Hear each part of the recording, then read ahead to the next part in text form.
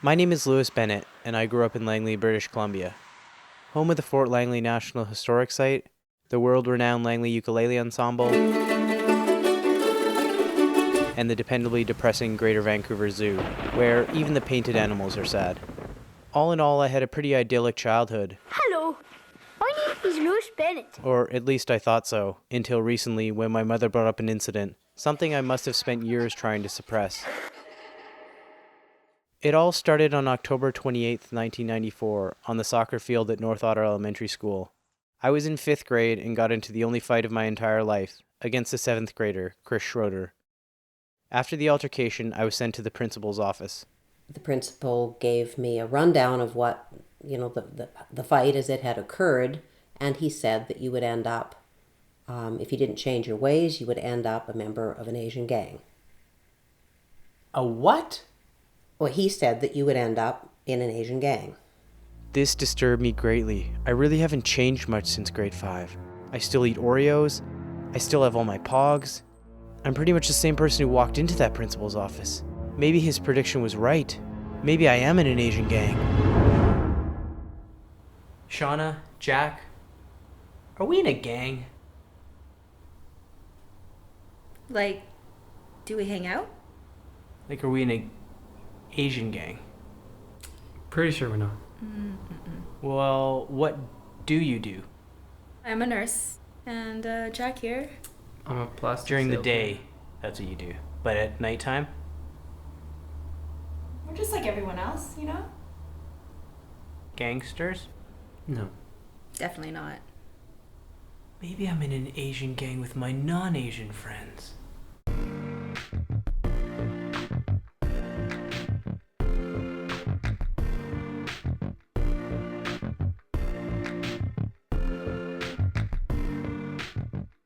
I wasn't getting anywhere, so I got in touch with a former member of the Vancouver Police Department gang unit. Doug, am I in an Asian gang? Are you in an Asian gang? No. Are you sure? How can you tell? No, I'm not 100% sure. There is a remote possibility. The gangs tend to stay within their race, but now there is some cross-pollination. They're usually bigger, stronger guys. They sell their drugs, they do robberies, they hang around malls. They're certainly not in school. They're in and out of jail. That didn't sound like me, but my principal's warning had to have come from somewhere, so I decided to track down Chris Schroeder, who I hadn't spoken to in over a decade. Well, this is the spot. Yep.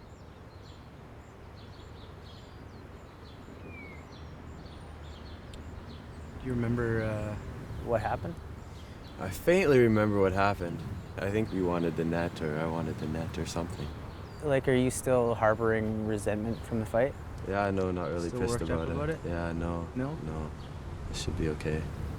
I wouldn't say I hate you, but I really dislike you. There's still an issue. Yeah. I'll get over it, I think. Yeah. I was starting to remember why I'd wanted to fight Chris back in 1994, but I really needed to get back in that mindset. So I asked Chris if we could recreate the fight based on the principal's report. Push Chris. Yeah. So I pushed you, and then you're a geek. Yeah, harsh. Kicked him in the groin, so one of those guys. Yeah, that would really... When Chris defended himself by holding him down, Lewis continued to... So how we got to the ground somehow. Yeah. The old schoolyard trip, Yeah. hey? Oh, Should yeah. we give it that? Good. Lewis continued to kick Chris in the head, punching him and scratching him in the face. So how was I holding you down if you were kicking me in the head? That doesn't make much sense, does it? There's I something can't you're all reach that far. coming at, yeah. So we did that, and then, this hurts my head even now. Lewis ended up with a bleeding nose. I must have caught you one, hey? Do you remember if North Otter had a reputation as like a hotspot for Asian gang recruitment? No. No. Mr. Thomason, the principal, he told me that if I didn't change my ways, I would end up in an Asian gang. Did he tell you that? No, not that I can recall, but I'm pretty sure if he said something kind of like that, I would remember. I guess you don't really look very Asian, so maybe that was the... Yeah, Chris definitely didn't look Asian, but I wonder...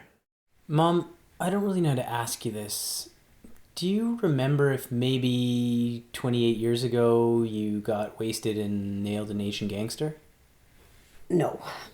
No, I'm sure that didn't happen. I've seen you pretty drunk, and I've never once seen you pay for Chinese food.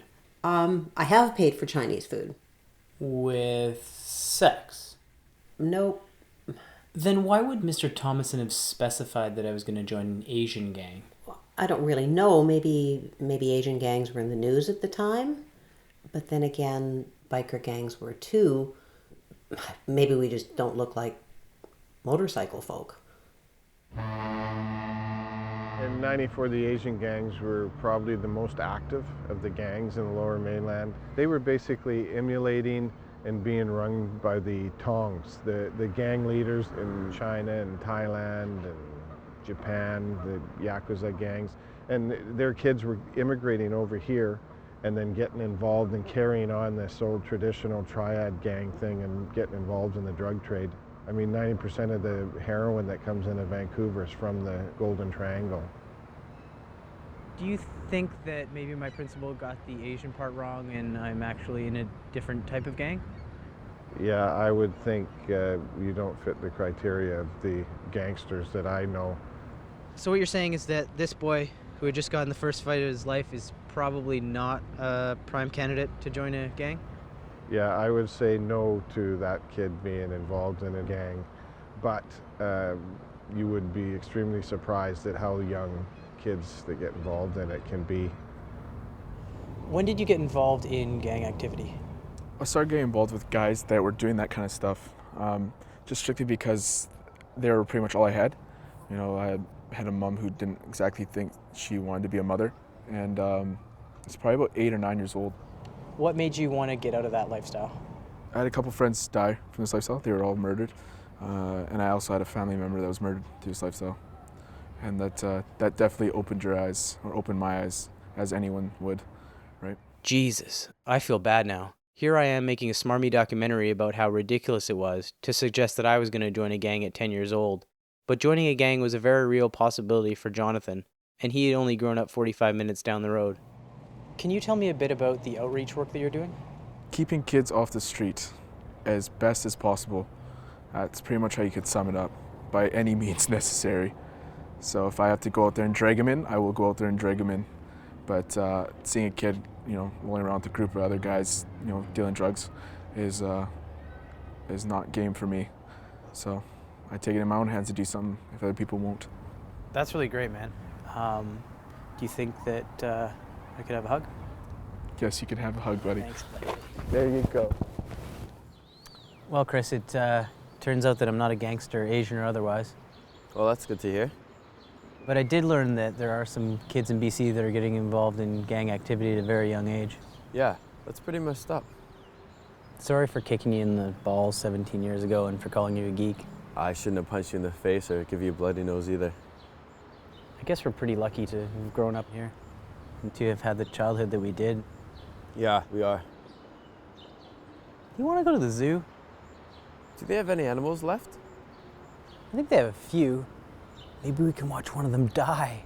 Yeah, let's go. Let's do it.